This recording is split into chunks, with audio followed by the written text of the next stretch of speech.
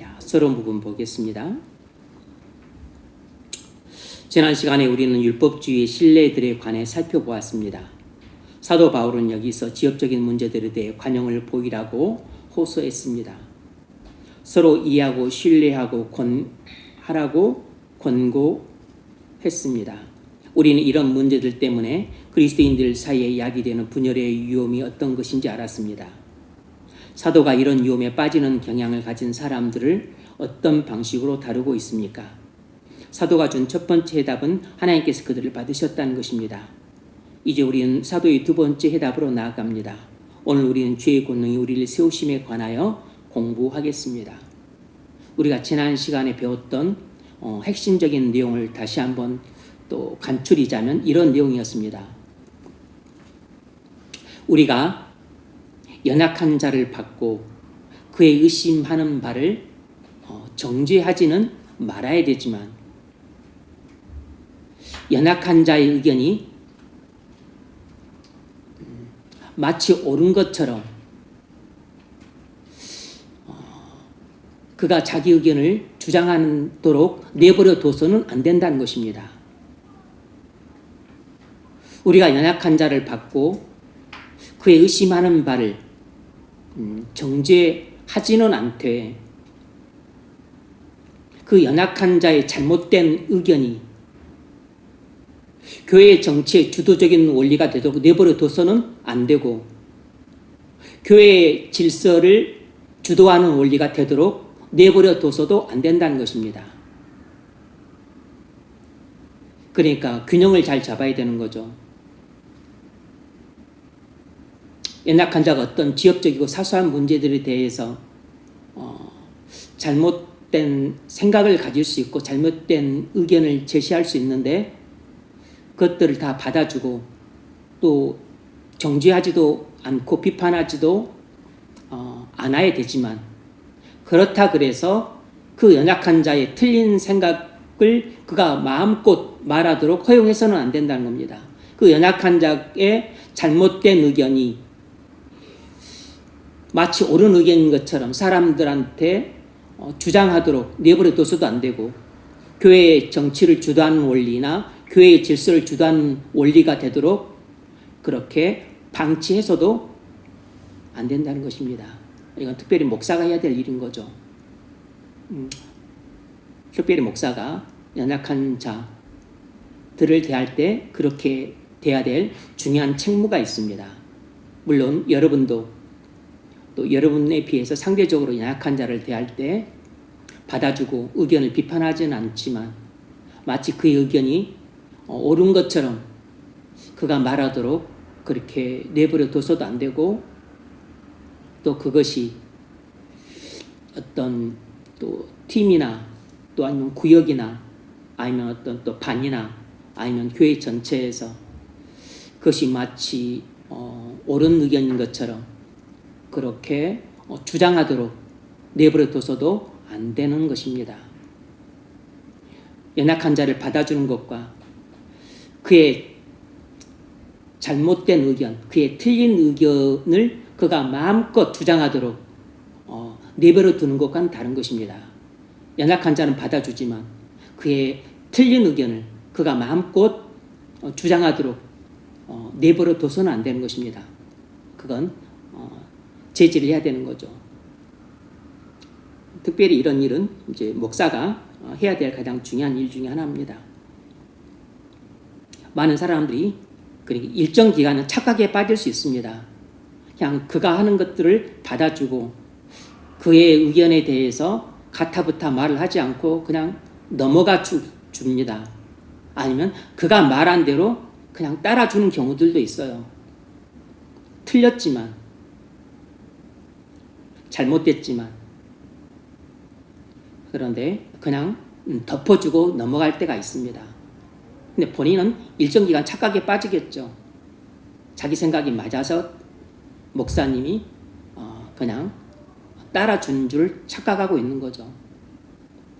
근데 그냥 덮어주고 넘어가는 것입니다. 그건 그냥 지역적인 문제니까 사소한 문제니까 그냥 먹는 문제니까 해도 되고 그만 안 해도 되고 그만 문제니까 넘어가 주는 것이지 맞아서 들어준 게 아닙니다. 근데 본인은 착각하고 있는 거죠.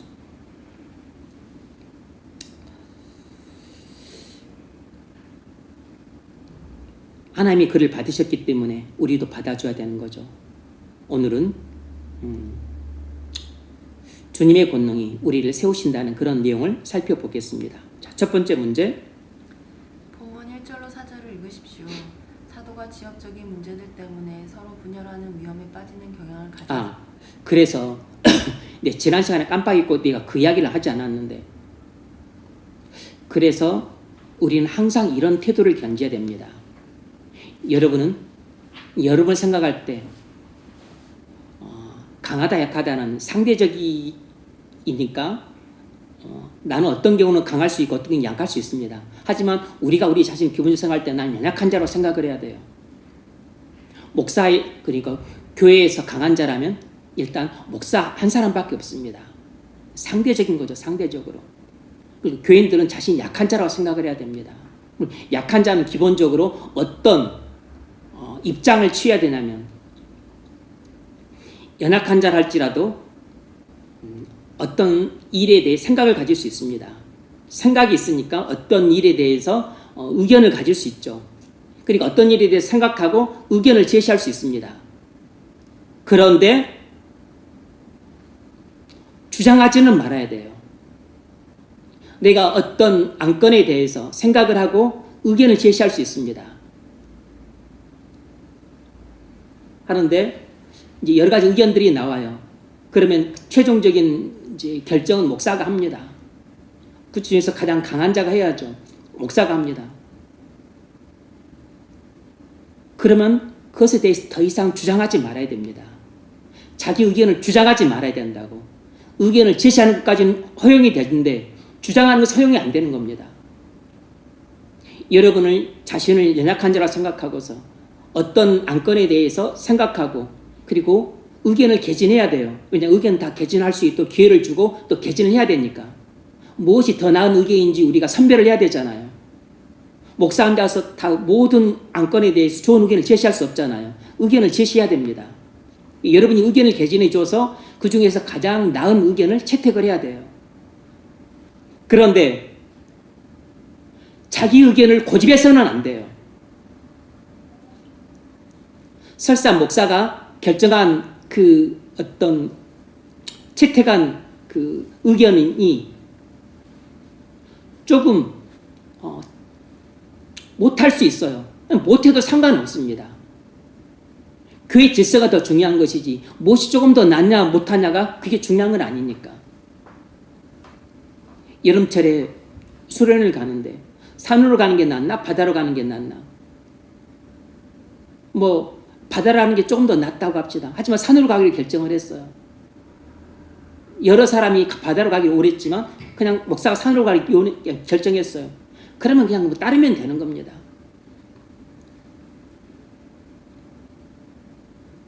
산으로 가든 바다로 가든 상관없는 문제예요. 그런데 그런 사소하고 지엽적인 문제를 가지고 꼭 자기 의견을 고집할 필요 없는 것입니다. 지엽적이고 사소한 문제에 대해서는 어떤 것도 연약한 자들은 주장해서는 안 돼요. 그리고 고집할 필요도 없습니다.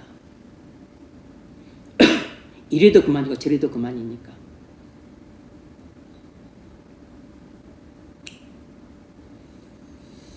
이 점을 꼭 기억해야 됩니다. 아셨습니까? 본질적인 문제에 대해서는 그러면 안 되겠죠. 사활이 걸린 문제에 대해서는 그러면 안 될 겁니다. 그런데 지역적인 문제에 대해서는 그리고 사소한 문제에 대해서는 여러분은 자신을 항상 연약한 자로 생각을 하고 있어야 돼요. 그럴 때 여러분은 어떤 안건에 대해 생각할 수 있습니다. 그리고 의견이 있죠. 그리고 의견을 개진하세요. 하지만 주장하지는 마세요. 여러분의 의견을 내려갈 때 의견을 내십시오.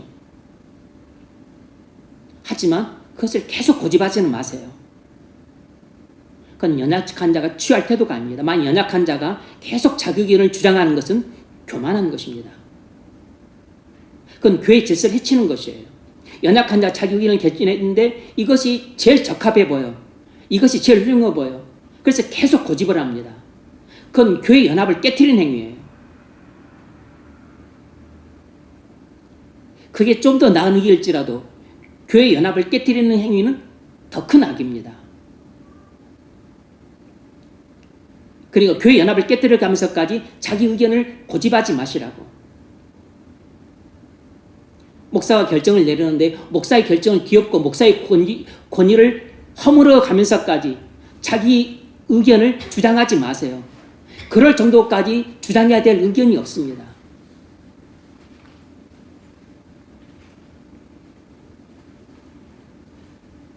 이런 기준이 제대로 세워져 있지 않으니까 배가 산으로 올라가는 겁니다. 연목구호가 되는 것이에요.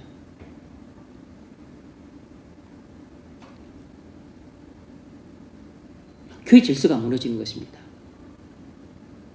그래서 교회에서 다툼이 일어나고 분열이 일어나는 것이에요. 할 수 있는 그 한계선을 넘으면 안 됩니다. 선을 넘으면 안 돼요. 의견을 개진하는 것은 가능하나 주장하면 안 됩니다. 자기 의견을 제시하는 것은 얼마든 허용이 되지만 그걸 계속 고집해서는 안 돼요. 뭔 말인지 아시겠습니까? 이 중요한 내용을 제가 지난 시간에 깜빡 까뜨려 먹고 말씀을 드리지 못했어요. 지난 시간 배웠던 내용 중에서 가장 중요한 두 가지 내용은 이것이었습니다. 앞서 말씀드렸던 것처럼 연약한 자를 받아주고 그의 의견을 정죄하지는 말되 마치 그의 의견이 옳은 것처럼 떠들어대도록 내버려둬서는 안 된다는 것입니다. 연약한 자를 받아주고 그의 의견을 정죄하지는 않되 그의 잘못된 의견이 교회의 정치를 주도하는 원리나 교회의 질서를 주도하는 원리가 되도록 방치해서도 안 된다는 것입니다. 이것이 첫 번째로 중요한 내용이었고 두 번째 중요한 내용은 교회에서 강한 자는 목사 한 사람입니다. 나머지 모든 교회는 똑같이 연약한 자들이에요. 물론 상대적으로 여러분끼리도 또 강한 자, 약한 자가 있을 수 있지만 일단 여러분은 자신이 연약한 자로 생각해야 돼요.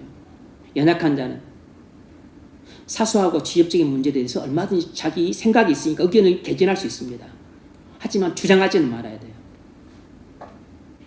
목사의 권위를 허물어뜨려가면서 주장해서는 안 됩니다.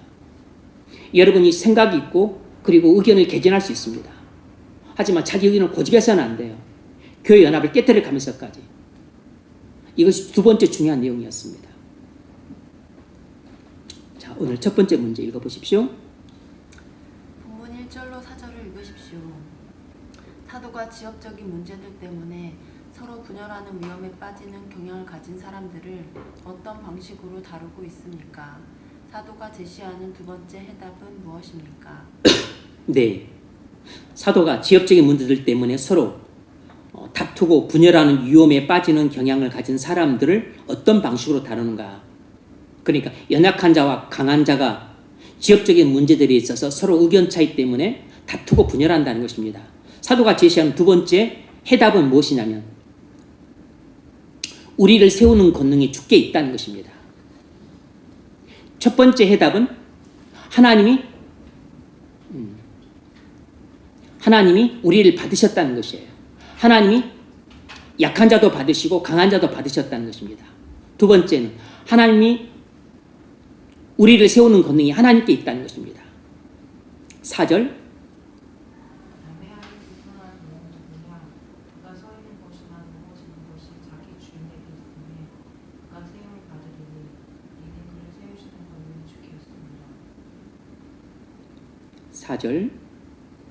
나무의 하인을 비판하는 너는 누구냐? 이것은 4절은 여러분 잘 아셔야 됩니다. 문맥을 보면 유심히 보면 알 수 있을 텐데 4절은 사도 바울이 약한 자에게 하고 있는 말이에요. 먹는 자는 먹지 않는 자를 비판하지 먹는 자는 먹지 않는 자를 없이 여기지 말고 먹지 않는 자는 먹는 자를 비판하지 말라. 이는 하나님이 그를 받으셨음이니라. 그리고서 4절은 바울이 연약한 자에게 하고 있는 말이에요.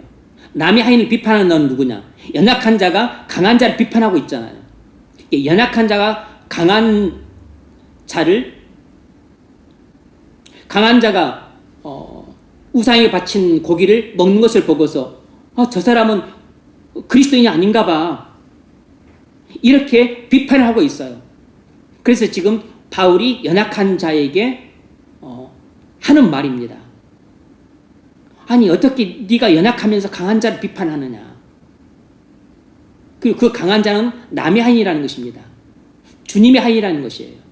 남의 하인을 비판하는 너는 누구냐. 지금 4절은 바울이 연약한 자에게 하고 있는 말이에요. 그가 서 있는 것이나 넘어지는 것이 자기 주인에게 있으며 그가 세움을 받으리니 이는 그를 세우시는 권능이 주께 있습니다. 1절 첫 번째 문제. 4절 상반절에서 사도는 하나의 예증을 사용합니다. 남의 하인을 판단하는 너는 누구뇨? 이 예증은 어떤 의미입니까? 네. 4절 상반절에서 바울은 하나의 예증을 사용해요. 남의 하인을 판단하는 너는 누구뇨? 이 예증은 어떤 의미인가? 이것은 남의 하인을 나무라는 것은 무례한 짓이라는 것입니다. 남의 하인을 나무라는 것은 무례한 짓이라는 것이에요. 1세기 당시에 부자들은 많은 하인을 두고 있었습니다. 그런데 누가 부잣집에 놀러를 갔어요. 그런데 그 하인들이 뭔가 실수를 합니다. 그때 그 놀러간 객이 그 남의 집 하인에게 나무랍니다. 꾸짖어요. 잘못을 고쳐주려고 합니다. 이것이 대단히 무례한 짓이라는 것입니다. 설사 남의 집 하인이 실수를 하고 잘못했어도 남의 집 하인을 놀러간 손님이 나무라거나 꾸짖거나 잘못을 고쳐주려고 하는 것은 무례한 짓이라는 것입니다. 남의 집에 놀러 갔어요. 그런데 그 집 애들이 버리장머리 없이 굽니다. 그래서 그 버리장머리 없는 것에 대해서 그러면 안 된다고 가르치려 들고, 그리고 A 범절을 교육시키려고 하는 것은 그건 대단히 주인의 얼굴에 침을 뱉는 행위라는 것이에요. 놀러간 손님이 주인 자녀들을 그렇게 가르치고 교육시키려 드는 것은 대단히 무리한 행동이라는 것입니다. 그 집 하인을 꾸짖는 일은 그 집 주인이 해야 될 일이에요. 그 집 자녀들의 예의 범절을 교육시키는 일은 그 집 부모가 해야 될 일이지 놀러간 손님이 해야 될 일이 아닙니다.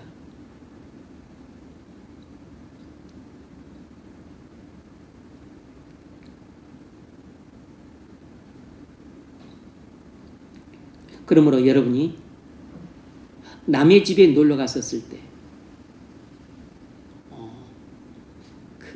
해야 될 선이 있습니다. 넘지 말아야 될 선이 있는 거예요. 혹시 실수를 하거나 잘못을 하거나 무례를 범했다 하더라도 하인이나 아니면 또 다른 회사 직원이나 또 다른 집의 그 자녀가 했을 때 여러분은 그것에 대해서 아무 말 하지 말아야 됩니다. 괜찮다고 그냥 넘어가고 그냥 또 덮어주고 또 너그럽게 관용을 베풀고 오히려 미안해할 때 또 두둔해주고 해야지 여러분이 또 좀 친절한 마음으로 내가 가르쳐 주리라. A 범절을 교육시켜 주리라. 내가 잘못된 습관을 고쳐 주리라. 그건 선을 넘는 행동입니다.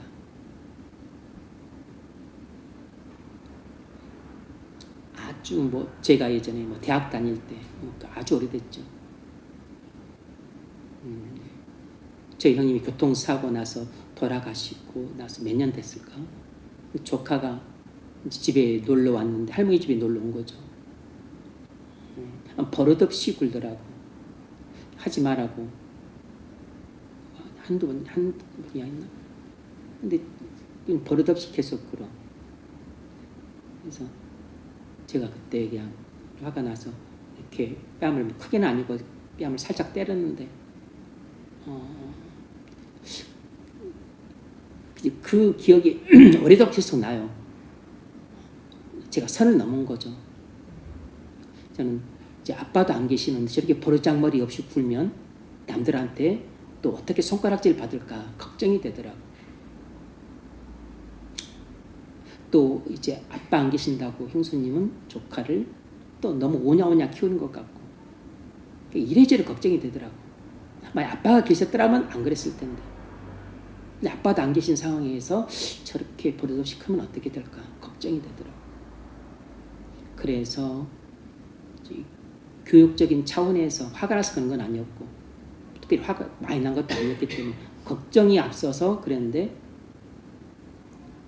뭐 삼촌이니까 완전히 남은 아니지만 또 부모는 아니잖아요.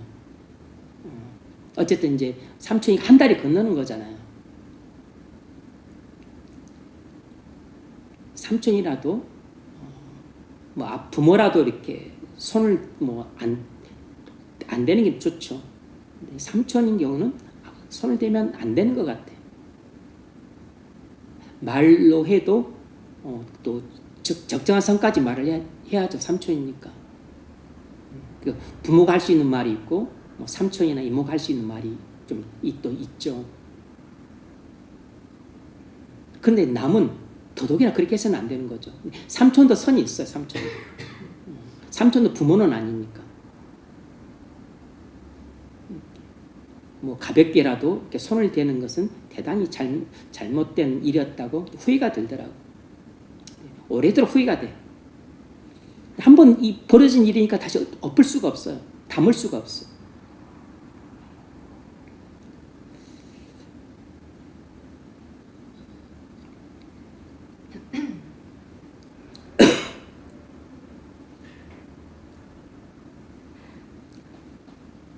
만일 여러분이 그러니까 형수님이 조금 많이 소홀히 하시고 시험에 드셨던 것 같아. 여러분이 여러분 조카도 나무라지 않는 게 좋습니다. 왜냐하면 한 달이 건넜기 때문에. 그냥 좀 부드럽게 타이르거나 뭐 그런 정도로 해야지. 조금 선을 넘으면 많이 오해를 하면 뭐 오해에 대해서 왜 오해하냐고 그렇게 따질 수가 없어요. 뭐 오해를 하는 것은 상대방 자유니까. 근데 이 삼촌도 아니고 뭐 사촌간이다 그러면 안 되고 남이면 더더욱이나 안 되는 거죠.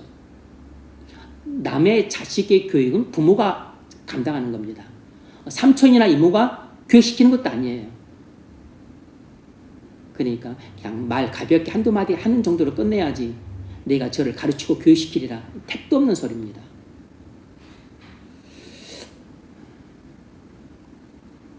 만일 여러분이 남의 자식을 가르치려 들고 예의범절을 선한 의도로 교육시키려고 한다.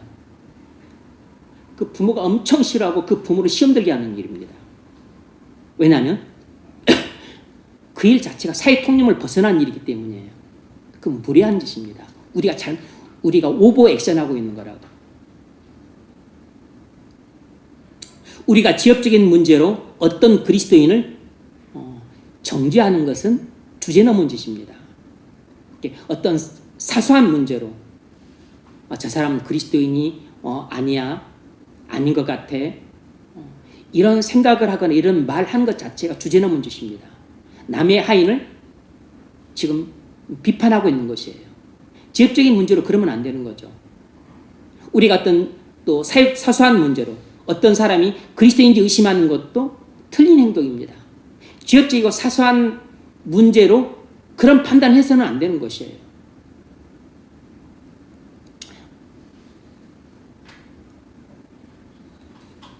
우리에겐 그런 행동을 할 권한이 없습니다. 남의 하인을 판단하는 너는 누구뇨? 자, 두 번째 문제. 그런 다음에 사도는 일반적인 영역에서 적용해 나갑니다. 그 서는 것이나 넘어지는 것이 제 주인에게 있음에 이 말은 무슨 의미입니까? 네. 그런 다음에 사도는 일반적인 영역에서 적용하기를 그 서는 것이나 넘어지는 것이 제 주인에게 있음에 이 말은 무슨 뜻인가?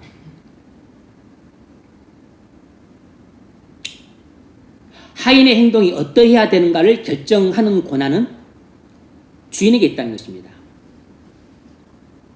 하인의 행동이 어떠해야 하는가를 결정하는 권한은 주인에게 있다는 것이에요.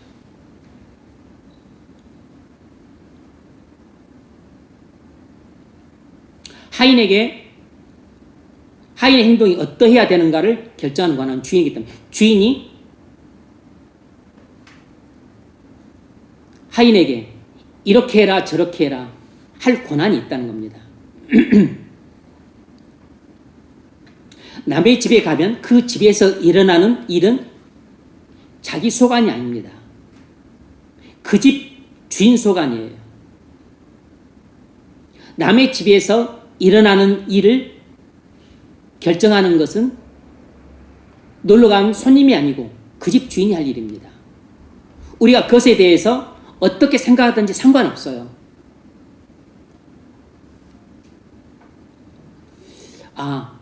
이 집 자녀들이 A가 없구나. 이 하인들이 불친절하구나. 이 직원들이 뭘 좀 잘 모르고 있구나. 그렇다 할지라도 그것에 대해서 말해서는 안 돼요. 가르치러 들어서는 안 된다고. 고쳐주려 해서는 안 됩니다.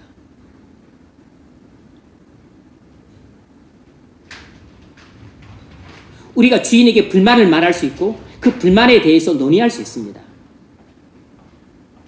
불만은 말할 수 있죠. 하지만 남의 집에서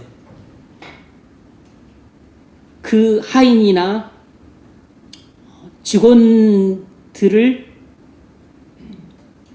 나무래서는 안 돼요. 그들의 잘못을 고쳐주려 해서도 안 됩니다. 우리가 남의 집에 가서 남의 자식들을 가르치러 들어서도 안 되고 교육시키러 들어서도 안 돼요. 그건 전부 그 집 주인이 해야 될 일입니다. 그 부모가 해야 될 일이에요. 삼촌이나 이모도 선이 있기 때문에 선을 넘으면 안 됩니다.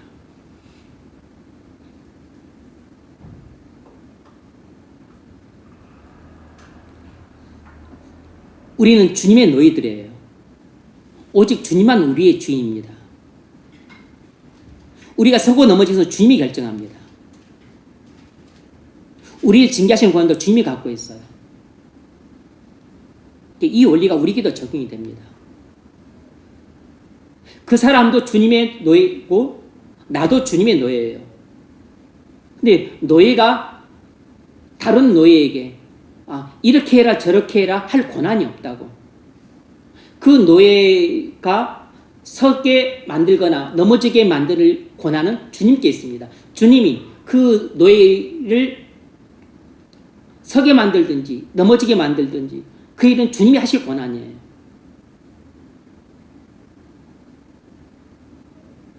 그건 내가 할 권한이 아닙니다. 그러니까 그가 어떤 지식을 잘못 알고 있어서 연약한 상태에 있을지라도 그를 업신여겨서는 안 되는 겁니다. 아이고 놀고 있네. 그것도 모르고. 이렇게 생각하고 그를 깔아뭉개서는 안 돼요. 또 본인이 연약한데 오히려 강한 자를 아니 저런 음식을 먹다니 전 그리스도인이 아닌가 봐. 아니 저렇게 행동을 하다니 저는 신앙이 안 좋은가 봐. 아니 저는 어떻게 집사, 권사, 장로님이 돼가지고 저렇게 행동하실 수가 있지? 경건한 분이 아니었어. 이렇게 정지하거나 비판해서는 비판하지 말라는 것입니다. 왜냐하면 권한 자체가 없다는 것이에요. 이는 주님의 노예고 나도 주님의 노예니까. 노예가 다른 노예를 그렇게 비판할 권한이 없다는 거죠. 우린 재판장이 아니라 노예이기 때문에, 우린 주인이 아니라 전부 노예이기 때문에, 만일 혹 그 사람에 대해서 가르칠 일이 있다면 그건 교사가 가르칩니다. 그 사람이 틀린 것을 알려주고서 교육시킬 일이 있다면 그건 교사가 할 일이에요. 근데 교회에서 교사가 누굽니까? 교회에서 교사는 한 명밖에 없어요. 목사만이 교사입니다. 여러분은 교사 아니에요. 성도들은, 교인들은 교사가 아닙니다. 교인들은 전부 양떼지 교사가 아니에요. 오직 목사만 교사입니다. 그러니까 어떤 형제가, 어떤 자매가 잘못 알고 있어. 잘못된 말을 해. 또 어떤 형제가 또 잘못된 생각을 갖고 있어. 잘못된 행동을 해. 그렇다 할지라도 주제넘게 그것을 막 가르치려 들지 마세요. 그것을 막 교육시키려 하지 말라고. 그것을 막 본인이 잘못된 것을 바로잡아 주려고 하지 마세요.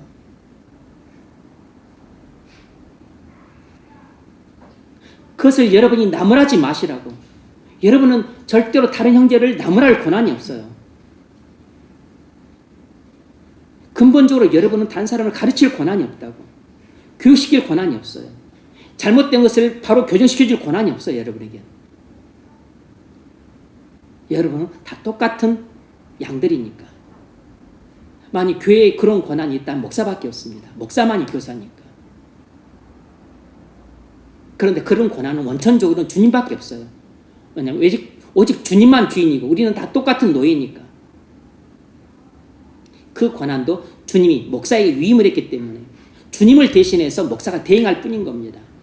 목사도 원래는 여러분과 똑같은 노예이지만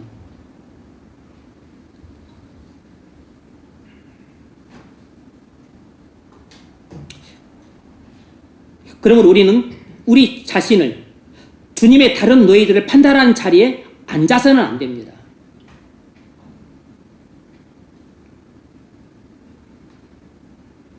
우리가 다른 사람을 권면할 수 있죠.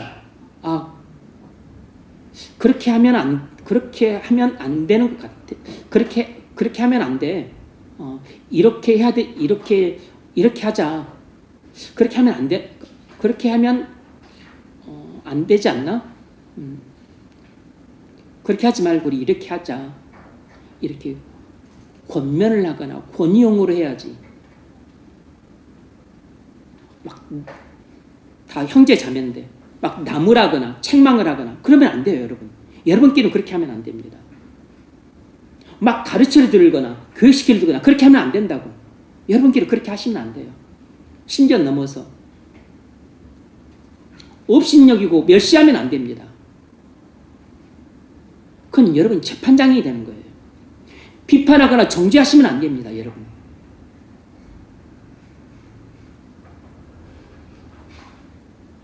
그건 주인만이 할 일이에요, 주인만이. 이 마태복음 7장 1절로 5절은 많이 오해받는 구절이에요. 그러니까 항상 좀 이해하기가 쉽지 않다는 겁니다. 마태복음 7장 1절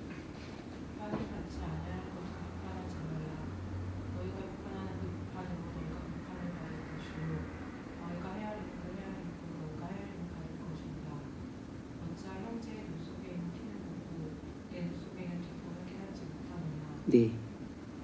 자, 4절부터 성세훈 자 읽으세요. 보라, 내 눈 속에 들보가 있는데 어찌하여 형제에게 말하기를 나로 내 눈 속에 있는 티를 빼게 하라 하느니냐. 의식하는 자여, 먼저 내 눈 속에서 들보를 빼어라. 그 후에야 밝히 보고 형제의 눈 속에서 티를 빼리라. 아멘. 자, 7장 1절로 5절. 비판을 받지 아니하려거든 비판하지 말라. 이 말은 모든 비판을 금지하는 말이 아닙니다. 이 말은 많은 오해를 받고 있어요. 이 말은 전체적인 내용은 이것입니다. 위선적인 비판을 하지 말라는 것이에요. 요지는 이것입니다. 위선적인 비판을 하지 말라는 것입니다.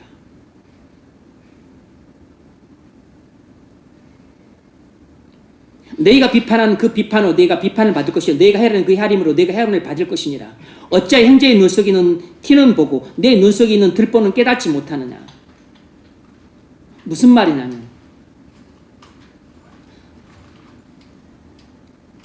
사람들은 죄성 때문에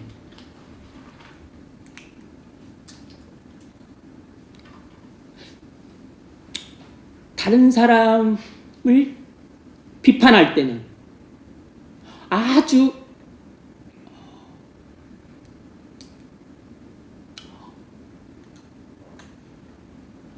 높은 기준으로 엄정하게 그리고 가혹하게 비판을 해요.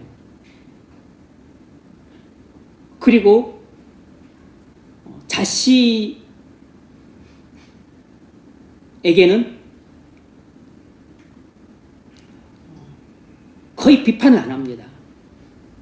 혹 비판을 하더라도 아주 낮은 기준으로 한없이 너그럽게 적용을 합니다. 이것이 우리의 지성이 행하는 일이에요. 그래서 무슨 일이 벌어지냐면 내 눈 속에 있는 들보는 보지 못하고 남의 눈 속에 있는 티만 보이어서 그 티를 빼려고 하는 것입니다. 이것이 우리 죄성 때문에 우리가 본의 아니게 위선자가 되는 것이에요. 위선자가 되고 싶은 사람은 아무도 없지만 우리는 우리의 죄성에 충실하게 되면 전부 위선자가 됩니다. 그런데 주님은 우리에게 어떻게 하라고 하냐면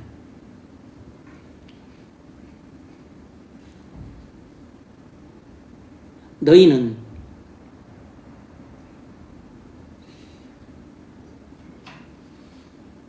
먼저 너희 자신에게 엄격한 기준으로 엄정하게 비판해라. 그러고 난 후에 다른 사람들에게는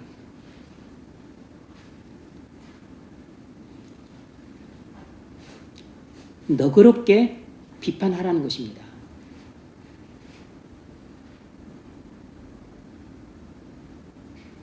먼저 너희 자신에게는 높은 기준으로 엄정하게 비판을 하되 다른 사람들에게는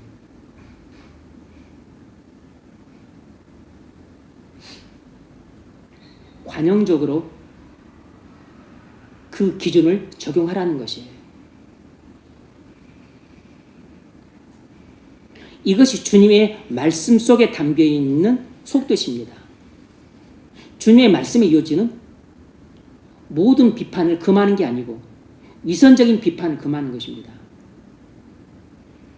비판하되 먼저 너희 자신에게 높은 기준으로 엄격하게 비판을 하고 그런 후에 다른 사람들한테는 조금 낮은 기준으로 그리고 너그럽게 비판을 적용하라는 것입니다.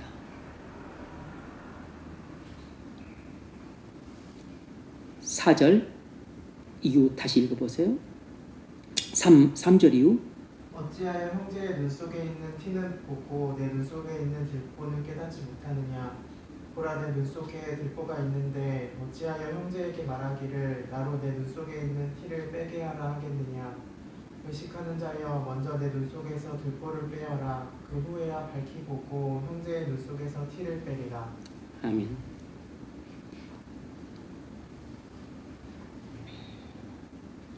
중요한 것은 형제의 눈 속에 있는 티를 빼는 게 아니고 내 눈 속에 있는 들보를 빼내는 것이 중요한 일입니다.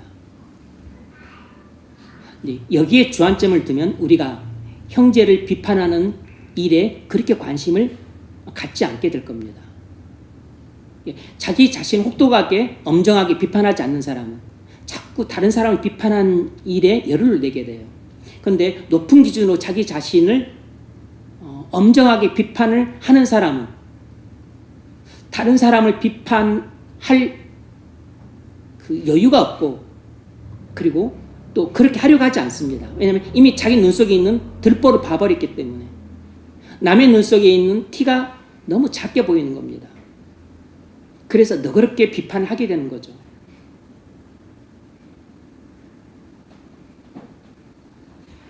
이런 위선적인 비판을 하지 말라는 것입니다. 그런데 우리는 죄성 때문에 항상 정반대로 해요. 나한테는 한없이 너그럽게 관용을 베풀고 다른 사람한테는 너무 가혹하게 높은 기준을 엄정하게 적용을 하는 겁니다. 그러면 다른 사람한테 높은 기준을 가혹할 정도로 엄정하게 적용했던 그 기준을 주님이 내게 적용시키신다는 것이에요. 그것을 심판하신다는 것입니다.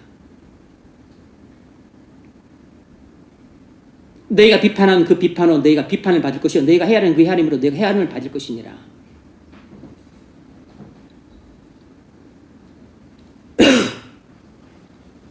기본적으로 비판을 하려면 먼저 여러분 자신을 비판하세요. 우리가 성령 충만하면 하나님 말씀의 거울을 밝히 법으로 하나님 말씀의 거울에 비친 내 자신의 일그러진 얼굴을 보게 됩니다. 그리고 더러운 모습을 보게 돼요.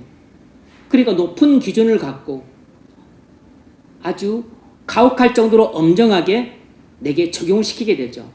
그래서 내 눈에 있는 큰 들보를 보게 됩니다. 내 눈에 있는 큰 들보에 비하면 다른 사람들 눈 속에 있는 그 몇 개의 티는 아무것도 아닌 것으로 보이는 거죠. 그러니까 너그럽게 대하게 됩니다. 자기 눈 속에 있는 들보를 본 사람은 다른 사람 눈 속에 있는 티 몇 개 정도는 아주 너그럽게 대할 수밖에 없게 돼요. 근데 자기 눈 속에 있는 들보를 못 본 사람은 다른 사람 눈 속에 있는 티가 들보처럼 보여요. 자기 눈 속에 있는 들보를 못 봤기 때문에 다른 사람 눈 속에 있는 티인데 이것이 들보처럼 크게 보이는 겁니다. 그래서 가혹하게 비판하는 거예요. 그런 비판하지 말라는 것입니다. 내 눈 속에 있는 들보를 본 사람은 다른 사람들을 사실상 잘 비판하지 않게 됩니다. 왜냐하면 내가 너무 더러운데 뭐 남이 그 손이 더럽고 발이 더러운 것에 대해서 껌정이 좀 묻은 것에 대해서 뭐 굳이 뭐 말할 이유가 없죠. 나는 온몸이 더러운데.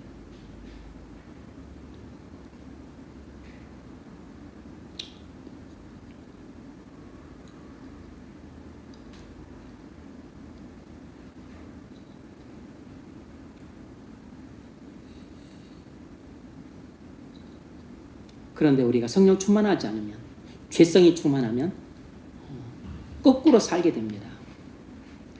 우리 자신은 비판할 줄 모르고 하나님 말씀을 갖고 다른 사람을 비판하게 됩니다.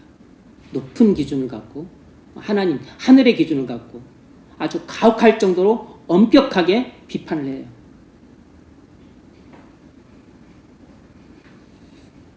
그런 비판을 하지 말라는 것입니다.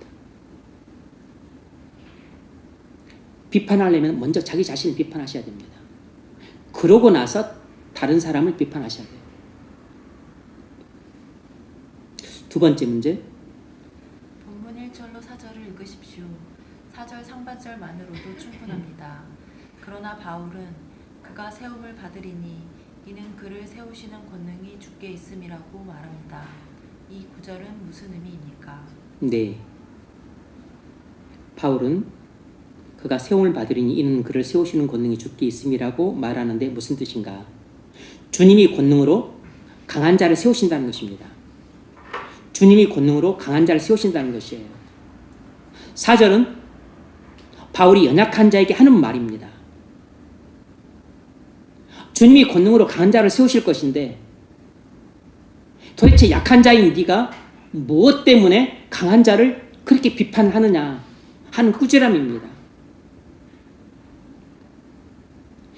약한 자들은 두려움의 영에 사로잡혀 있습니다. 그 이야기는 속박되어 있다는 뜻이에요. 그러니까 자유롭지 못합니다. 본인이 자유롭지 못하고 속박되어 있고 두려움에 사로잡혀 있고 걱정이 많아요.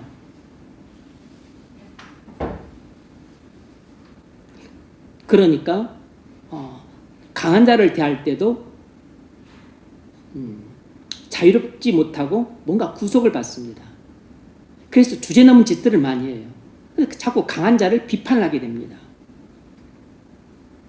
그래서 바울이 이 약한 자에게 꾸지람을 하고 있습니다. 이 약한 자들에게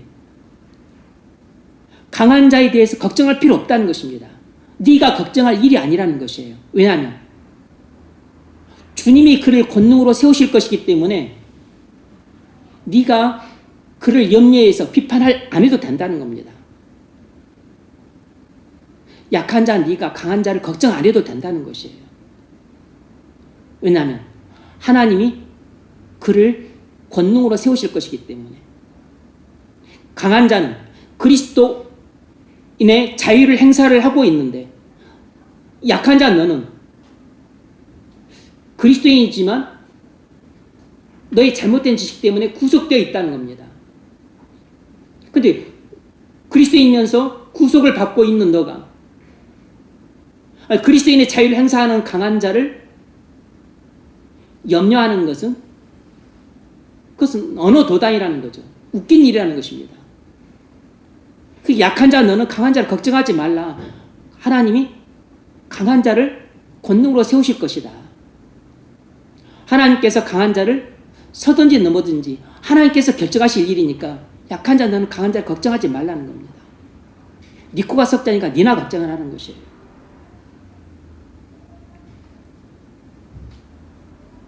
첫 번째 문제. 우리는 그리스도인으로서 자신의 삶을 방어하는 여러 가지 방식들을 갖고 있습니다. 어떤 사람들은 그리스도인의 삶을 영위하고 육체와 세상과 마귀의 시험을 저항하는 방식으로 어떤 배지를 달거나 특별한 타협을 하거나 이부터 이런 일은 하고 저런 일은 하지 않겠다고 선언하는 서약서를 작성합니다. 이런 것들이 믿음을 강화시켜 준다는 것입니다. 그리스도인으로서 나름대로 거룩하게 살아보려고 인간적으로 최선을 다해서 생각하는 방식들이 이런 것들입니다. 배지를 달거나 타일을 내거나 서약서를 작성하는 것들은 훌륭한 심리기법이 될 수 있습니다. 그러나 그리스도인들은 어느 정도까지 그 자체로 선하고 도움을 주는 것들을 그리스도인의 삶 속에서 사용해야 합니까? 그리스도인들은 여전히 세상이 채용하는 수단들과 방식들을 사용해야 합니까? 아니면 이 모든 것들을 전혀 필요로 하지 않습니까? 네. 우리는 그리스도에서 자신의 삶을 방어하는 여러 가지 방식들을 갖고 있어요. 어떤 사람들은 그리스도의 삶을 영위하고 육체와 세상과 마귀의 시험을 저항하는 방식으로 배지를 달거나 타일을 매거나 또 이런 일을 하고 저런 일을 하지 않겠다고 서약서를 작성하기도 합니다. 이런 것들이 믿음을 강화시켜 준다고 믿는 거죠. 그리스도에서 나름대로 거룩하게 살아보려고 인간적으로 최선을 다해서 생각하는 방식들이 이런 것들입니다. 배지를 달거나 타일을 내거나 서약서를 작성하는 것들은 훌륭한 심리요법이 될 수 있어요. 그러나 그리스도인들이 어느 정도까지 그 자체로 선하고 도움 줄 것들을 그리스도의 삶 속에서 사용해야 되는가? 그리스도인들은 여전히 세상이 채용하는 수단과 방식들을 사용해야 되는가? 아니면 이런 것들은 전혀 필요가 없는가? 자, 이 점에 대해서 설명을 잘 들으십시오. 한 서너 문장으로 이야기를 하겠습니다. 그리스도인들이 이런 것들을 사용하는 것은 더 낮은 수준으로 떨어지는 것입니다. 그리스도인들이 이런 것을 사용하는 것은 더 낮은 수준으로 떨어지는 것이에요. 그러나 자신이 약해서 이런 도움을 받을 필요가 있다 생각한다면 잘못은 아닙니다. 그러나 자신이 연약해서 이런 도움을 받을 필요가 있다고 생각하는 것은 잘못은 아니에요. 그러니까 이런 수단을 쓴다고 해서 죄는 아니라는 뜻입니다. 도움을 받고 싶으면 도움을 받으라는 것이에요. 우리는 그런 사람들을 정죄해서는 안 됩니다. 그러나 이제 가장 중요한 말은 이것입니다. 우리가 본질적으로 해야 될 일은 주 안에서와 그의 능력으로 강건해지는 것입니다. 그러나 우리가 본질적으로 해야 될 일은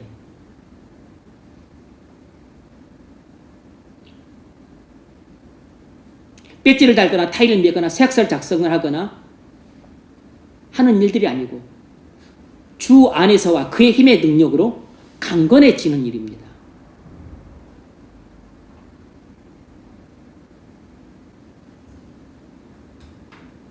마귀의 관계를 대적하기 위해서 우리가 해야 될 일은 단순히 배지를 매거나 타이를 매거나 아니면 뭐 옷을 입거나 아니면 무슨 서약서를 작성하거나 아니면 결심서를 작성하거나 이런 것이 아니고 하나님의 전신갑주를 입는 것이에요. 그러므로 저는 목사로서 여러분에게 권면할 때 이렇게 권면을 하게 됩니다. 여러분이 연약해서 나는 어떤 결심서를 쓰고 싶다. 그럼 결심서를 쓰십시오. 조나단 에드워즈도 그 결심서를 작성을 해서 지키려고 애를 썼잖아요. 그리고 결심서를 작성해서 지키려고 애를 쓰는 것은 나쁜 일이 아닙니다. 여러분이 필요하다고 느끼면 그렇게 하십시오. 여러분이 어떤 서약서를 작성해서 나는 그렇게 하고 싶다. 그러면 그렇게 하십시오. 그건 나쁜 일이 아닙니다. 혼전순결 서약서 그런 것을 어떤 목사, 청년부를 지도하는 목사님이 청년들에게 그것을 작성케 하는 것을 봤습니다. 혼전순결 서약서. 어떤 제가 청년부를 맡았을 때 제 전임 목사님이 그런 것을 했다고 하세요.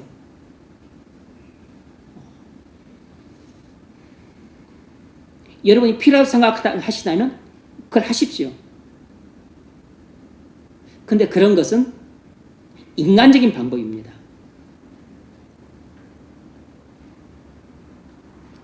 보통 세상에서 흔히 쓰는 수단들이에요. 그리고 세상에서 흔히 쓰는 방식입니다. 그럼에도 불구하고 그것이 필요하다면 쓰십시오. 그걸 통해서 여러분이 도움을 받을 수 있다고 생각하면 쓰셔도 됩니다. 근데 그것은 낮은 수준이라고. 그래도 필요하다면 하십시오. 조나단 에드워즈 같은 경우도 결심서 작성을 통해서 많은 유익을 보기도 했으니까. 필요하다고 느끼면 하십시오. 하지만 그것은 낮은 수준이니까 그런 낮은 수준에 계속 머물러 있지는 마세요. 성경이 우리에게 가르쳐주는 그 높은 수준으로 올라오십시오. 세상 사람들이 살아가는 방식과 그리스도인이 살아가는 방식은 똑같지 않아요. 세상 사람들이 살아가는 방식은 이 땅의 방식이고 그리스도인들이 살아가는 방식은 하늘의 방식입니다.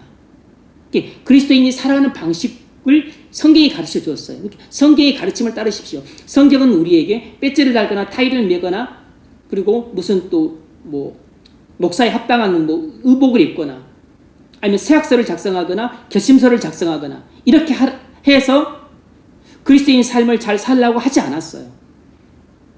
그런데 여러분이 필요하다고 생각하시면 하셔도 돼요. 하지만 성경이 우리에게 하는 권면은 이것입니다. 에베소서 6장 9절 말씀인데 너희는 주 안에서와 그의 힘의 능력으로 강건하여 지라는 것이에요. 마귀의 관계를 대적하기 위하여 하나님의 전신갑주를 입으라 이것입니다.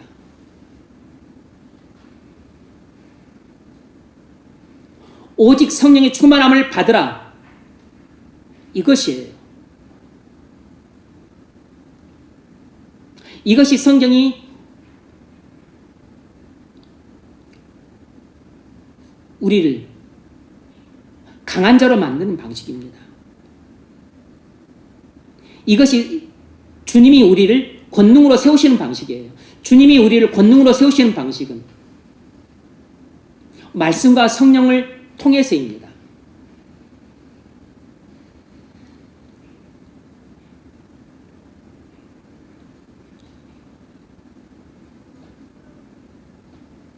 그러므로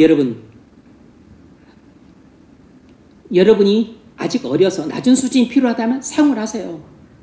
낮은 수준에 머물러 있지 말고 거기서 더 올라가셔야 됩니다. 주 안에서와 그의 힘의 능력으로 강건해 주십시오. 주 안에서 자라나야 됩니다. 어린아이 일은 버려야 돼요.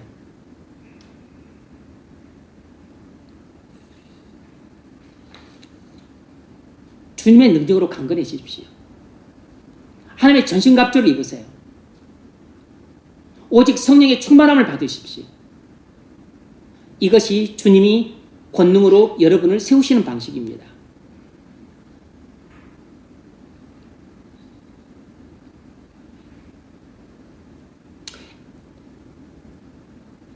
사절 하반절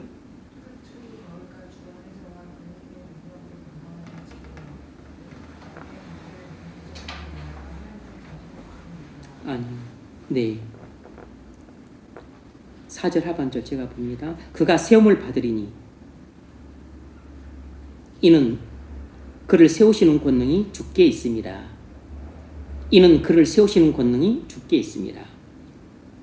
6절 에베소 6장 10절 읽었죠. 끝으로 너희가 주 안에서 그 힘의 능력으로 강건하여 주고 마귀의 관계를 능히 대적하기 위하여 하나님의 전신갑주를 입으라.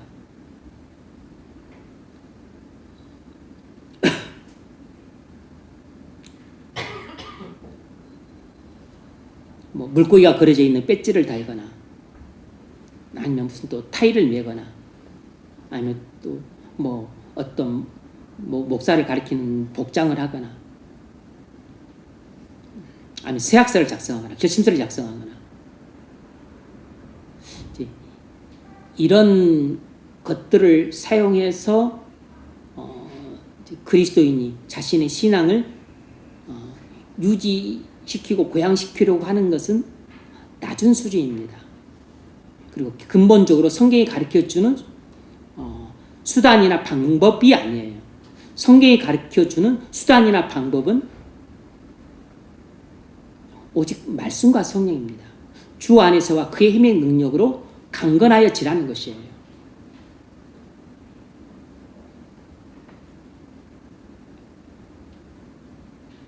하지만 여러분이 약해서 인간적인 수단을 쓸 수 있습니다. 세상적인 방법을 또 잠시 채용을 한다. 얼마든지 그렇게 할 수 있어요.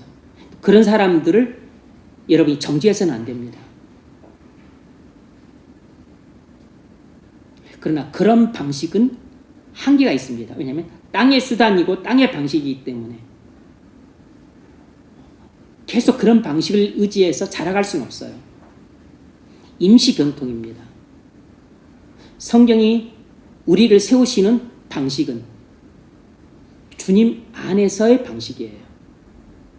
주님 안에서 성령께서 말씀으로 역사하는 방식입니다. 주님 안에서 성령께서 말씀으로 역사하는 방식, 이것이 주님이 우리를 권능으로 세우시는 방식입니다.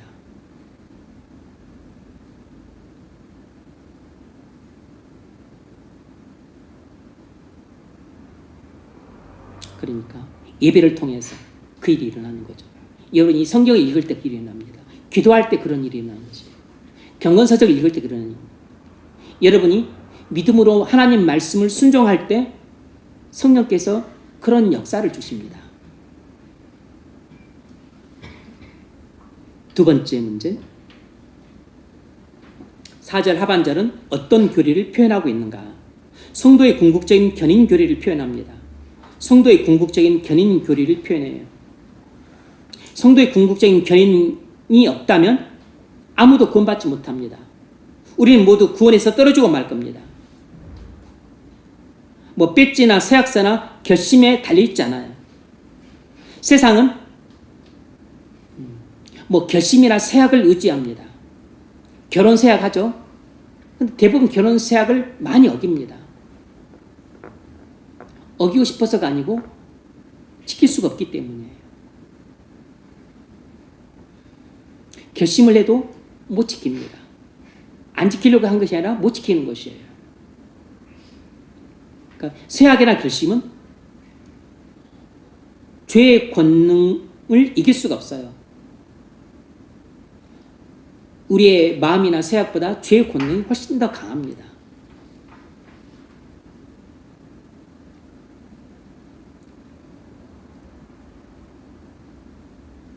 세상은 배지나 또 그 신부들 로마 교회 그런 화려한 복장 그런 것들을 많이 의지합니다. 또 세학이나 결심 의지해요. 왜 그럴까요?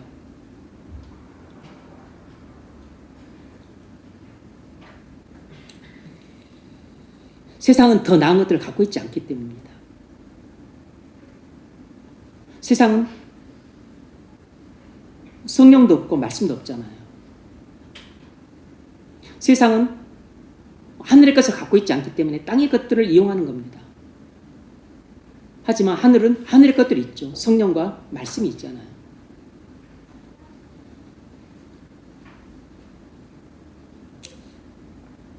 많은 것들이 사람들에게 도움을 줄 수 있습니다.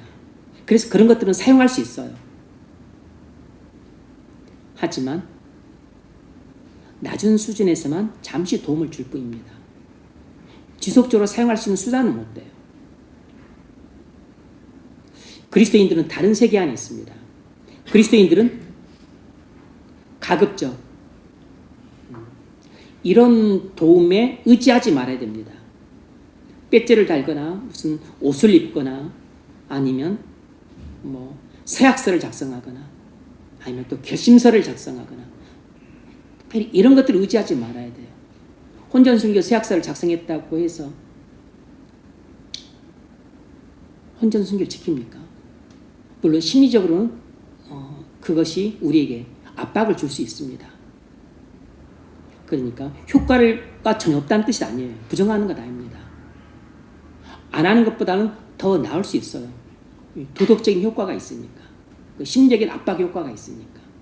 그리고 또 내게는 양심이 있으니까 서약까지 했으니까 지켜야지 하는 마음도 있으니까.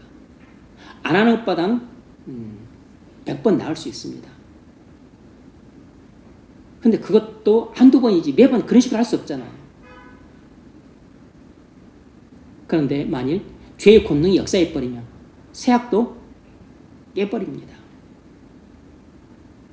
궁극적으로 서약이 우리의 서약서가 우리의 서약을 지켜주는 게 아니에요.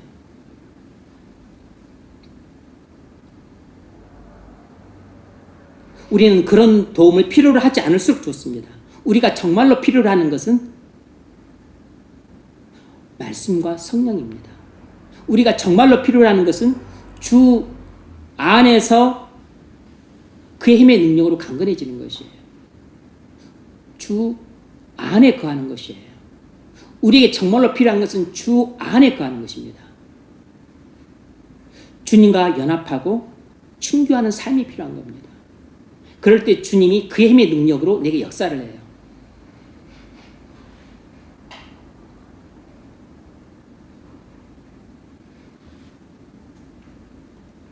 성령께서 내게 역사할 때 그때 우리가 진리를 깨닫게 됩니다. 우리에게 필요한 것은 진리를 깨닫는 것이에요. 성령의 역사로 말미암아 진리를 깨닫는 것입니다. 그때 은혜를 받고 우리의 심령이 변화가 됩니다. 그래서 우리의 영적인 지성이 단단해지고 우리의 영적인 정서가 튼튼해지고 그리고 우리의 영적인 의지력이 엄청 강해져요. 그리고 주님과 연합이 더욱 공고해지니까 주님과 친교가 더욱 깊어지죠. 그래서 주님이 내 안에, 내가 주님 안에 있어서 주와 내가 혼연일체가 되는 겁니다.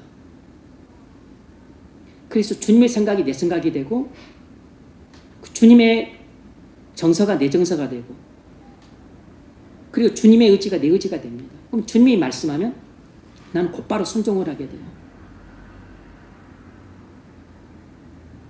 이런 주님과 혼연일체의 삶이 내게 가장 큰 기쁨과 만족을 주는 삶이에요. 그것이 내가 주님 안에서 이 땅에서 누리는 지복입니다. 이 땅에서 누리는 최고의 행복이라고.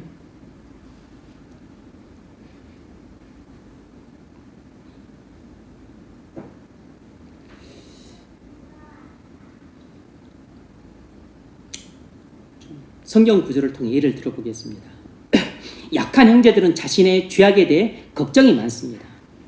약한 자들의 특징은 걱정이 많아요. 불안이 많습니다. 두려움이 커요. 그런데 만약 여러분 배우자가 늘 걱정을 하고 늘 불안이 떤다면 여러분도 그런 배우자를 보고 없는 걱정이 생겨요. 그런 배우자를 보면 여러분도 불안해집니다. 마음이 편치를 않아요. 연약한 자의 특징이 그런 겁니다. 걱정이 많아요. 걱정이. 특별히 불안할 일도 없는데 그냥 불안해합니다.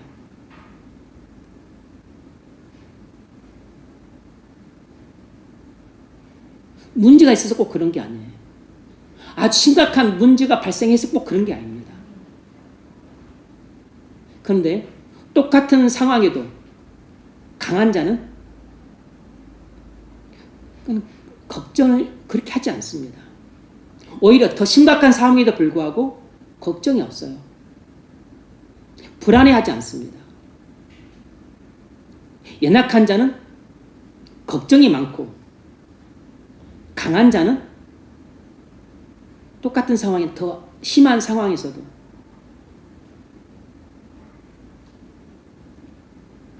마음에 평안이 있습니다. 그것은 강한 자가 믿음이 크기 때문이에요.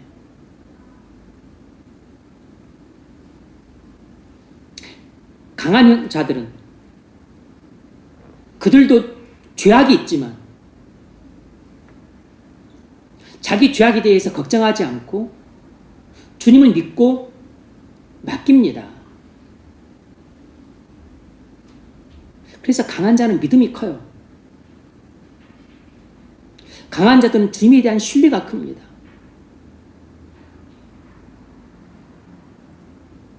그래서 문제를 해결해 나가고 그 심각한 상황도 인내해 나가는 거예요. 그 점을 보여주는 것이 이 다윗의 시편입니다. 시편 37편은 다윗의 시편입니다. 읽으세요.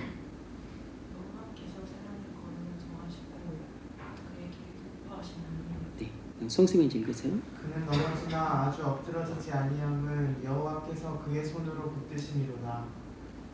시편 37편 23절 여호와께서 사람의 걸음을 정하시고 그의 길을 기뻐하시나니. 하나님의 행사를 이해하고 있는 거죠. 사람의 걸음을 정하시고 그의 길을 기뻐하시나니. 하나님은 이런 분이라는 겁니다. 하나님은 우리의 인생 행보를 하나하나 정하신다는 것이에요. 그리고 기뻐하신다는 것입니다. 그럼에도 불구하고 우리는 넘어진다는 겁니다. 하지만 아주 엎드러지지 아니하면 여호와께서 그의 손으로 붙드심이로다. 우리가 넘어지고 엎어지는 일들이 많이 있지만 그럼에도 불구하고 영영 실족하지 않는 것은 하나님께서 우리를 안전하게 보호하시기 때문이라는 겁니다. 다윗은 많은 시련을 겪었고 역경을 겪었고 죽을 고비를 넘겼고 어떤 사람보다도 더 많은 숱한 시련을 겪었지만 그럼에도 불구하고 걱정하거나 불안에 떨지 않았습니다. 이 모든 것을 극복할 수 있었던 것은 하나님에 대한 신뢰가 컸기 때문에. 그러니까 문제 자체를 해소하려고 들거나 아니면 심각한 상황을 해소하려 들려고 애를 쓰기보다는 우리가 애를 써야 될 것은 믿음을 키워야 됩니다. 그것이 이 땅을 살아가는 그리스도인의 근본 대책이에요. 우리가 이 땅을 가장 잘 사는 근본 대책은 우리의 믿음을 키우는 것이에요. 주님에 대한 신뢰를 키우는 것입니다. 우리는 이 땅을 살아가면서 문제를 없앨 수가 없어요. 돈 문제 없을 수가 없습니다. 건강 문제 없을 수가 없어요. 가정의 문제 없을 수가 없습니다. 배우자와 결혼의 문제, 자식과 자식들의 진로 문제, 인간관계 문제 없을 수가 없습니다. 원치 않는 심각한 상황들이 계속 발생을 해요. 맞닥뜨리고 싶지 않지만 피하는 게 불가능합니다. 이 모든 문제나 상황을 대처할 수 있는 가장 원천적인 방법은 주님에 대한 신뢰를 키우는 것입니다. 주님에 대한 신뢰가 크면 문제도 해결하고 그리고 심각한 상황도 극복할 수 있어요. 다윗이 그 수많은 역경과 시련을 극복했던 방법도 이 큰 믿음 때문이었습니다. 수많은 그 난제들을 해결했던 방법도 주님에 대한 신뢰가 컸기 때문이에요. 오직 큰 믿음으로만 많은 문제들을 해결하고 심각한 상황들을 극복할 수 있어요. 시편 40편도 그 점을 말해줍니다. 읽으세요. 내가 여호와를 기다리고 기다렸더니 귀를 기울이사 나의 부르짖음을 들으셨도다. 나를 기가 막힐 웅덩이와 수렁에서 끌어올리시고 내 발을 반석 위에 두사 내 걸음을 견고하게 하셨도다. 네. 다윗이 여호와를 기다리고 기다렸던 것은 그가 지금 심각한 위 상황에 빠졌기 때문입니다. 귀를 기울여서 나의 부르짖음을 들으셨도다. 그가 하나님께 부르짖었던 것은 그가 심각한 위 상황에 빠져 있었기 때문이에요. 그런데 그가 어떤 믿음으로 했고 어떤 결과를 맞이했는가? 2절입니다. 나를 기가 막힐 웅덩이와 수렁에서 끌어올리시는 경험을 했다는 것입니다. 내 발을 반석 위에 두사 내 걸음을 견고하게 하셨다는 것이에요. 다윗이 심각한 위기 상황을 극복했던 방법은 믿음입니다. 주님에 대한 신뢰가 컸기 때문이에요. 오직 큰 믿음으로만 많은 난제들을 해결할 수 있고 심각한 위기 상황들을 극복할 수 있습니다. 그런데 우리가 난제 자체를 없앨 수가 없어요. 심각한 위기 상황 발생을 근본적으로 막을 수가 없습니다. 그건 전부 주님이 주시는 것이니까. 오직 우리가 큰 믿음으로 많은 난제들을 대처해 가면서 우리의 믿음이 더 커지는 겁니다. 그러도록 하기 위해서 많은 난제를 주시는 것이에요. 심각한 위기 상황들을 돌파해 나아가면서 우리의 큰 믿음이 더욱더 단단해지는 것입니다. 그렇게 훈련시키기 위해서 많은 심각한 위기 상황들을 주님이 시시때때로 보내주고 계신 것이에요. 시편 30편에서 봤던 것처럼 여호와께서 사람의 걸음을 정하셨다 그랬습니다. 그 걸음 걸을 때마다 작은 돌멩이 앞에 놓고 큰 바위 앞에 놓고 또 강을 앞에다 놓고 또 산을 앞에다 놓고 골짜기를 앞에다 놓고 바다를 앞에다 놓는 것입니다. 난제를 하나 해결하면 그 다음에 위기를 주시고 또 난제를 앞에 두시고 또 그 다음에 위기를 주시고 뭐 이런 식인 거예요. 우리 인생이. 난제와 위기가 계속해서 돌아가면서 오는 것입니다.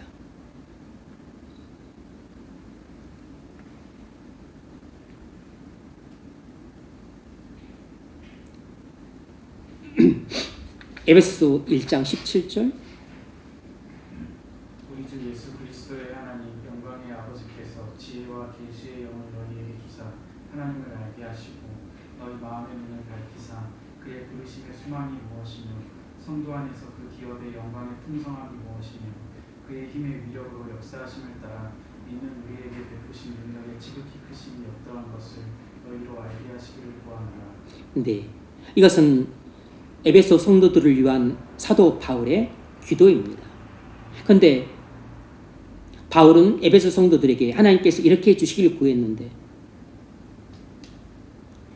이 모든 에베소 성도들을 주 안에서 강건하게 하는 일은 전부 하나님만이 하실 수 있는 일이라는 겁니다. 우리 예수 그리스도의 하나님 영광의 아버지께서 많이 우리를 이렇게 강건케 하실 수 있다는 것이에요. 지혜와 계시의 영을 우리에게 주셔서 하나님을 알게 하실 수 있어요. 두 번째는 우리 마음 눈을 밝히사 참된 소망이 무엇인지 알게 하실 수 있습니다. 성도 안에서 그 기업의 영광의 풍성이 무엇인지 알게 하실 수 있어요. 그의 힘에 위력으로 역사하심을 따라 믿는 우리에게 베풀어 주신 능력이 얼마나 크신지를 우리에게 알게 하실 수 있다고. 오직 주님만이 주 안에서 우리를 강건케 하실 수 있어요.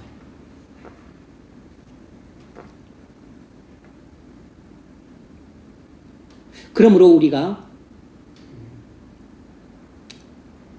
믿음이 자라기 위해서는, 강한 자가 되기 위해서는, 우리가 믿고 의지해야 될 것은 배지를 달거나 서약서를 작성하거나 결심서를 작성하는 게 아니고 주 안에 거하는 것입니다. 오직 주님만 바라보는 것이에요. 오직 주님만 바라보는 것입니다. 오직 주님만 믿고 의지하고 맡기는 것이에요.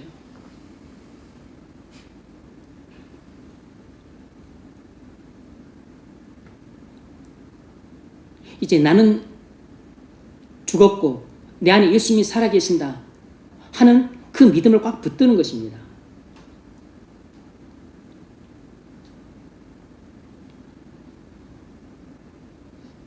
그래서 성령께서 말씀을 깨닫게 해주실 때 우리가 믿음의 눈이 열려서 하늘의 소망을 보게 됩니다. 진리를 깨닫게 돼요. 그리고 성령의 권능으로 우리의 심령이 강건해져요. 그러면 우리의 영적인 지성은 단단해지고 정서는 더욱더 많은 풍성한 열매를 맺어요. 그리고 우리의 의지는 더욱더 굳건해지죠. 그래서 죄와 싸울 힘이 커지기 때문에 죄와의 싸움을 많이 이기게 됩니다.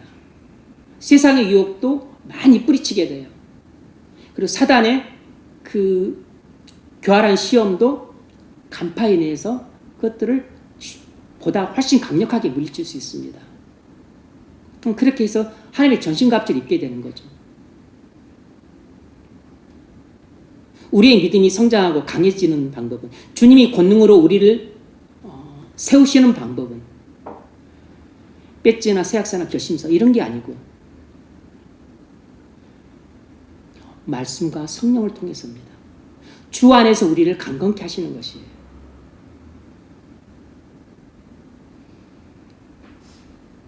빌립보서 에베소 3장 20절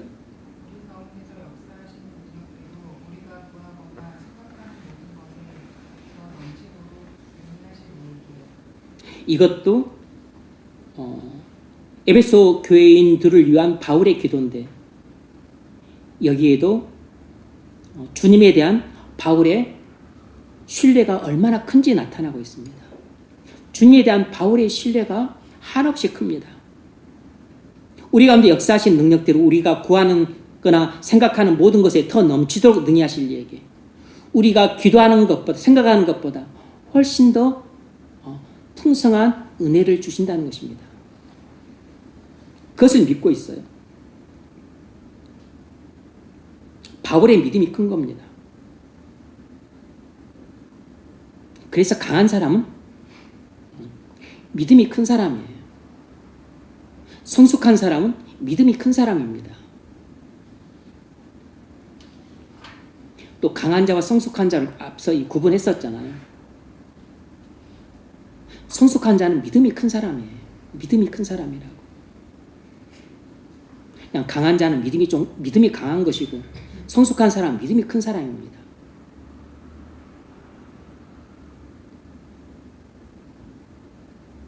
빌립보서 1장 6절 너희 안에서 착한 일을 시작하시니가 그리스도 예수의 날까지 이루실 줄을 우리는 확신하노라. 이것도 괜시리 써놓은 게 아니고 이것도 성도의 견인교리인데 이것도 주님에 대한 바울의 굳건한 신뢰를 보여줍니다. 주님에 대한 바울의 신뢰가 굳건해요.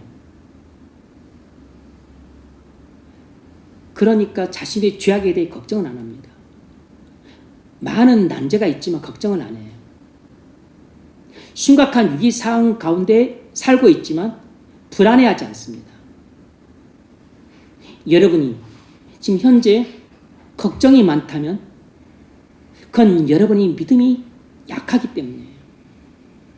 여러분의 배우자가 불안해한다면 그건 여러분의 배우자가 믿음이 약하기 때문입니다.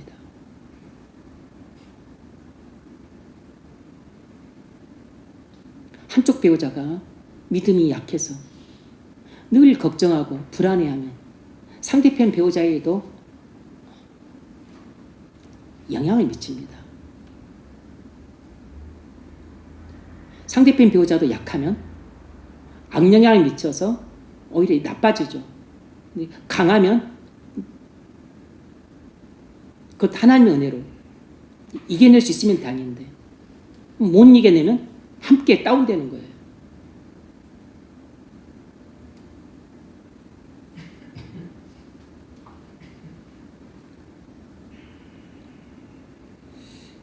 바울은 빌립보 교회 안에 문제가 있다는 소식을 들었습니다. 유오디아와 순도계가 서로 싸우고 파벌 다툼이 일어났다는 보고를 들었어요. 바울이 무척 속상했습니다. 바울이 최초에 개척한 교회인데, 아시아지에 개척한 교회인데 그런 소식을 들었어요. 또 유대주의자들과 완전자들의 유업이 있었습니다. 바울은 지금 옥중에 갇혔고 이제 죽음이 눈앞에 다가왔고, 그리고 육체와 세상과 사단은 교회를 대적하고 있고,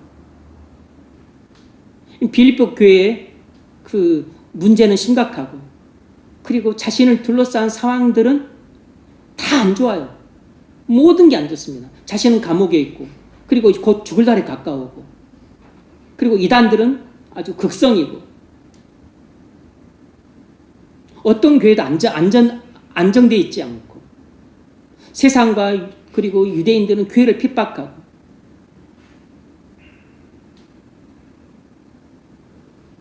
그럼에도 불구하고 바울은 하나도 걱정은 안 합니다. 걱정할 문제가 없어서 걱정을 안 하는 게 아니고, 걱정하지 할 만한 상황이 아니기 때문에 걱정을 안 하는 게 아닙니다. 문제도 많고 심각한 위기 상황이지만 걱정을 하지 않았던 것은 문제보다도 크시고 위기 상황보다도 훨씬 무한히 크신 주님을 신뢰했기 때문이에요. 믿음이 컸기 때문에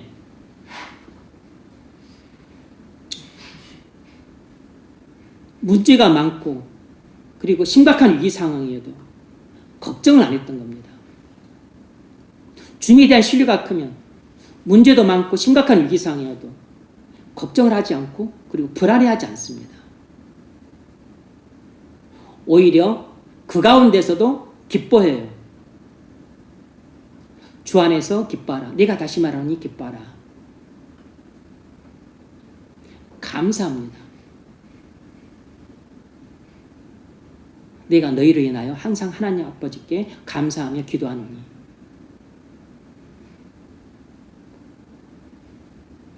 믿음이 크면 문제가 많고 위기 상황이어도 기뻐하고 평안하고 그리고 감사하며 삽니다.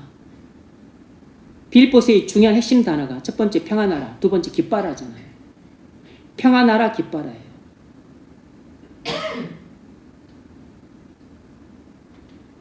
바울이 기뻐하고 평안했던 것은 세약사나 결심서 때문이 아닙니다. 주 안에 거하고 있었기 때문이에요. 주 안에 거하고 있는 사람은 어떤 문제가 있어도 어떤 심각한 위기 상황이 와도 걱정하지 않습니다. 불안해하지 않아요. 기뻐하고 감사합니다. 왜냐하면 주 안에서 강건해졌기 때문이에요. 믿음이 강건해졌기 때문입니다. 요점은 이것입니다. 우리가 이 땅에서 성도로 잘 사는 방법은 주 안에 거함으로 믿음이 강건해지는 것이에요. 너희는 주 안에 너희는 주 안에서와 그의 힘의 능력으로 강건하여지고 주 안에 거함으로 강건해져야 됩니다.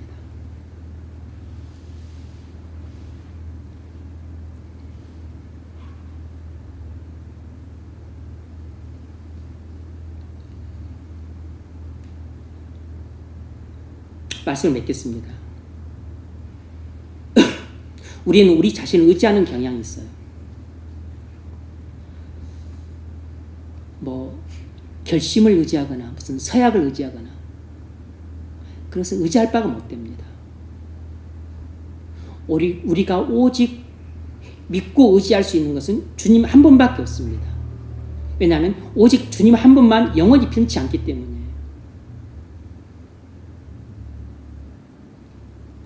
부모를 믿고 의지하는 사람들이 있습니다. 이 사람들 반드시 실족합니다. 남편이나 아내를 믿고 의지하는 사람들이 있어요.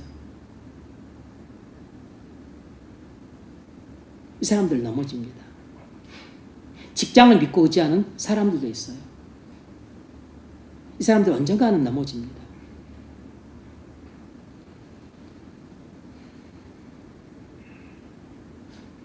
사람에게 소망을 두는 사람들이 있습니다. 이 사람들 언젠가는 절망의 구렁텅이에 빠집니다. 믿고 의지해야 될 분은 오직 주님 한 분이에요. 목사를 믿고 의지하는 사람들도 있습니다. 이 사람들도 실족하기 쉬워요.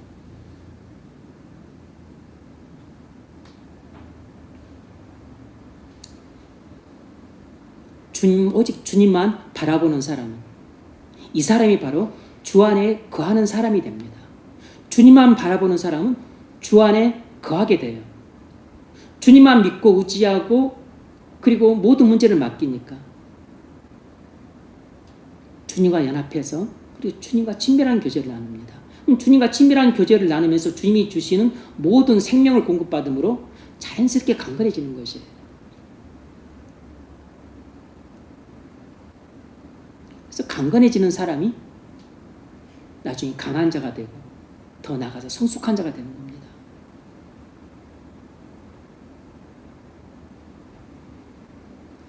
강한 자를 넘어서서 성숙한 자가 돼야 돼요. 성숙한 자가 진정으로 강한 자입니다.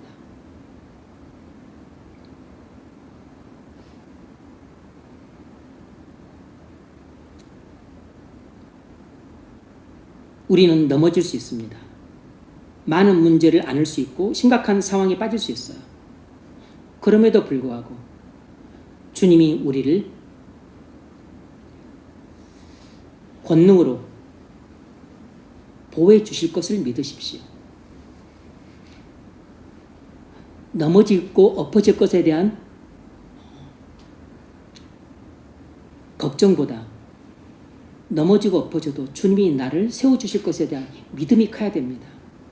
그래야 걱정이 없어져요.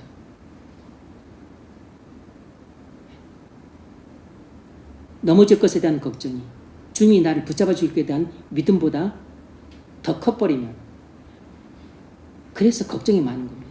그래서 불안에 떠는 거예요. 매사 그렇다면 그 사람은 그리스도인이 아닌 거죠.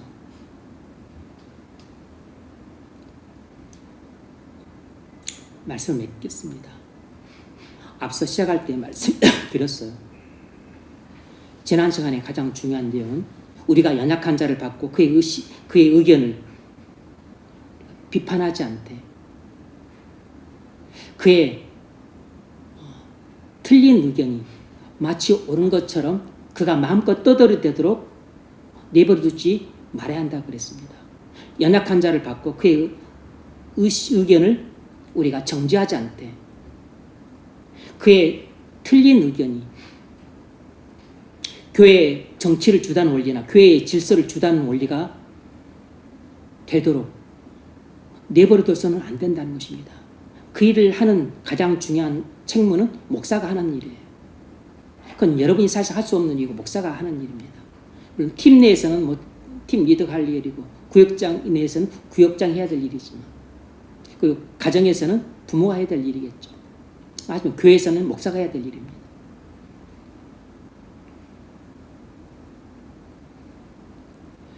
굳이 꼭 이야기를 하자면 교회 안에 강하고 약하고는 상대적이라고 그랬습니다.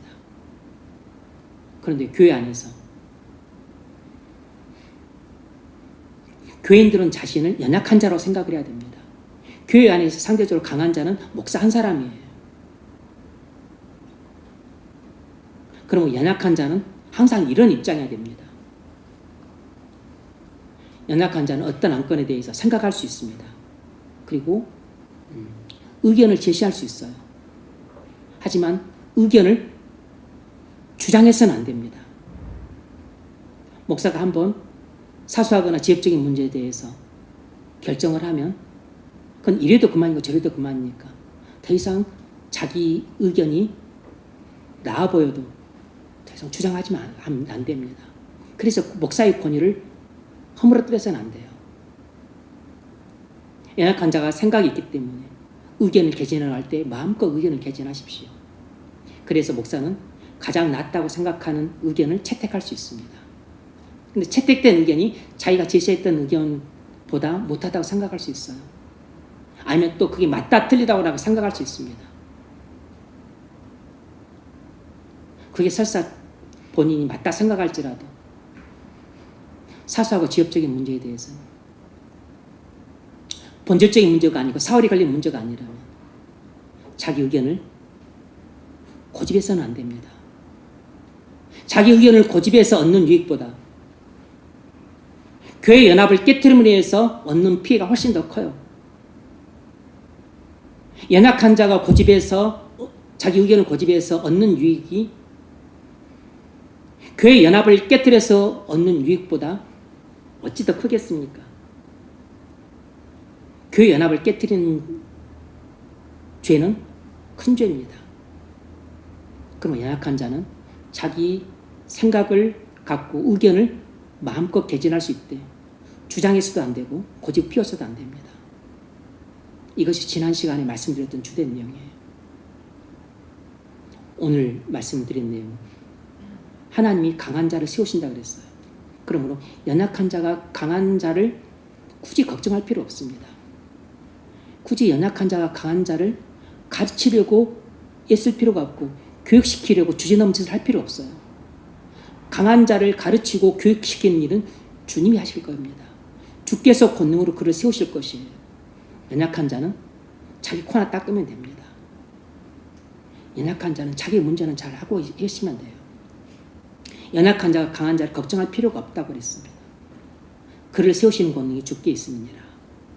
4절은 바울이 연약한 자에게 하고 있는 말이에요. 그러면 주님은 우리 모두를 어떻게 권능으로 세우시는가? 그럼 주 안에서 그의 힘의 능력으로 강건케 하십니다. 성령께서 말씀으로 우리를 강건케 하세요. 그러면 여러분이 주 안에서 강건해지고자 한다면 주 안에 거하십시오. 주님과 연합과 친교를 누리세요. 주 예수를 믿고 연합됨으로 주님과 친밀한 교제를 나누세요. 그러면 성령께서 말씀으로 여러분을 강건케 하실 겁니다. 우리가 강건해지는 방법은 주 안에 거하는 길밖에 없어요.